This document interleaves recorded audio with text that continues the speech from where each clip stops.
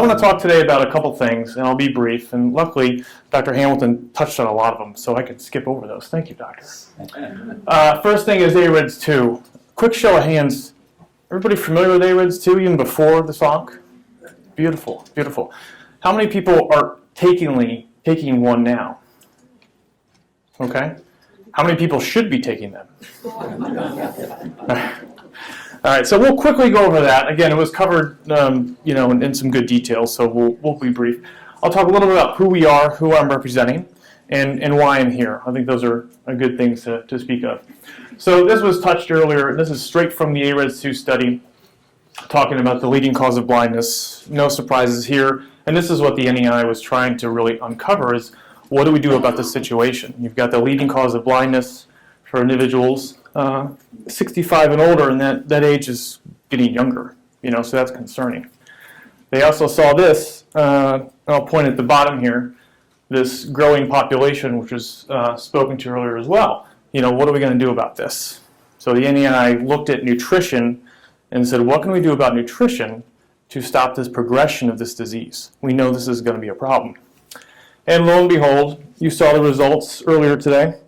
Help reducing the risk of developing advanced AMD by 25%. So I won't go into details about that, but I will reinforce two facts which I'm glad were spoken to earlier. The two key statements up here I want you to pay attention to is reducing the risk and high-risk patients. Okay? So a lot of people have come to us and said, hey, will this help prevent me getting AMD? And the answer is no, it does not. Okay? The sheer scope of this study was you had to start with a diagnosis. Okay? You had to start with a diagnosis of moderate form of dry AMD. At that point in time, the data was clinically significant. But there was no data within the AREDS study that says, hey, look, if I take this and I'm 25 and I have a family member who has AMD, is it going to help me not get AMD? The answer is no. The data is just not in there. Okay? Does it improve my vision? I've heard that too. The answer is no, it does not. And anybody who does talk about that is really extrapolating out of the facts. But the facts are, it was looking at high-risk patients and reducing the risk of developing a further case of AMD. Okay? Along came AREDS2, and the researchers said, we need to tweak this. And they looked at beta-carotene, vitamin A, and they looked at lutein zeaxanthin. Again, that was talked about earlier as well. They also looked at zinc. Now, if you notice up here, they looked at 80 milligrams versus 25. Now, 80 was the original dosage of zinc. 80 milligrams of zinc is a lot, and that was kind of hit on earlier. And what the researchers at the NEI noticed is that there was an increased risk of hospitalizations, mainly due to hypertrophy of the prostate. So they said, hey, could we reduce that risk by reducing the zinc? And then they said, what about omega-3s? I mean, everybody hears about omega-3s, right? Heart health, joint health, even eye health with dry eye. There's some really good data out there that suggests that can help for dry eye. They said, well, why can't we put it in here and test it out? Let's see if that does something. So they did. And again, it was mentioned earlier, did it help? Yeah, but the percentage improved only slightly. So the two weren't statistically significant, but it helped a little bit. But they found out that this was a safer alternative than the beta-carotene. So no longer did we have to worry about, were you a smoker, right? Which, as was talked earlier, that's a risk. So what were you going to do with those patients who were smokers but need to be on an AREDS vitamin? Now we have the answer, lutein and zeaxanthin. Fantastic. The shocking thing was that whether we used 80 or 25, it didn't matter. The numbers didn't change. Didn't help you anymore, didn't hurt you anymore, right? There was no difference. Same thing with omega-3s, right? They added omega-3s, there was no impact. So, the age-old question, which I like to ask people, what are you going to do about it? A bunch of physicians in 2012 got together and said, what are we going to do about this? We have this great clinical data. How are we going to administer this to the population? And they had a concern, and their concern was that. That scares me. Their two main concerns here was, the first thing was confusion.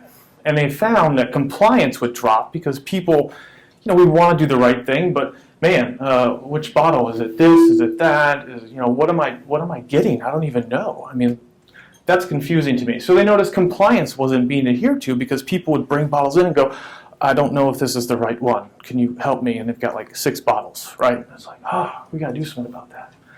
The other thing is about, look at all those supplements and people, maybe read Consumer Reports, right? No, yeah, they did a publication about the supplement business maybe about a year ago, and they gave it a black eye. And they go, the FDA, they don't regulate it as much as they do pharma, which is certainly a fact. They don't. They do regulate it, but not to the pharmaceutical standards. And they said, well, how do we know then that this is going to be quality? I don't know. Look at all that. And I know the FDA is burdened with CBD oil these days, so this is probably not their focus. How do we then take control of the quality question that patients are going to have? If I look at the label, how do I know that that's what I'm getting? So they answered that by starting a company. And they called 438 of their closest friends from Maine to Hawaii and said, we have a vision. We have a vision of creating an AREDS2 based supplement company based around 3 parameters. Number 1, we're going to be physician founded and we'll be physician led always. And the reason why is because it puts us right in the trenches. Number 2, we're going to focus on convenience and we're going to focus on compliance. So the picture you saw earlier, we're going to take care of that, right? And lastly, safe and evidence-based solutions. So what I mean by evidence-based is we're going to use the AREDS study as kind of the pedestal. Like a lot of people run studies for like 60 days and go, oh, look at this. No, not going to work. We need thousands of people. We need multi-year studies. That's what we're going to base our formulations off of. And the last thing is safety. Now, of course, the FDA does have regulations on what we have to do. We go above and beyond them. So when we make a product, we inspect it on every lot. I don't have to do that. FDA says you don't have to do that. But we do that. And we spend the money to do that because our physicians, our customers, and our consumers, that's what they care about.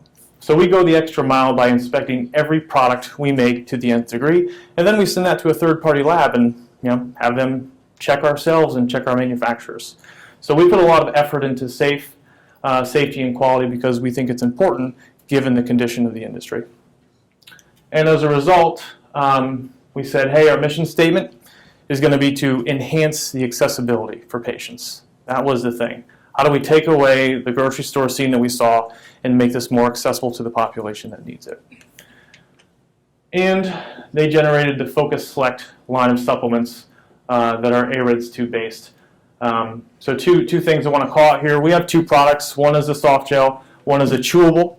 For those people who hate swallowing soft gels, or if you're down here in Florida, I've heard the stories. The soft gels melt, right? You leave them in your car, leave them in the mailbox for a day or 2, and it's like this. They will melt together. So a chewable option is a nice option for that purpose. And again, we are only sold online through channels we manage and in the clinician's office.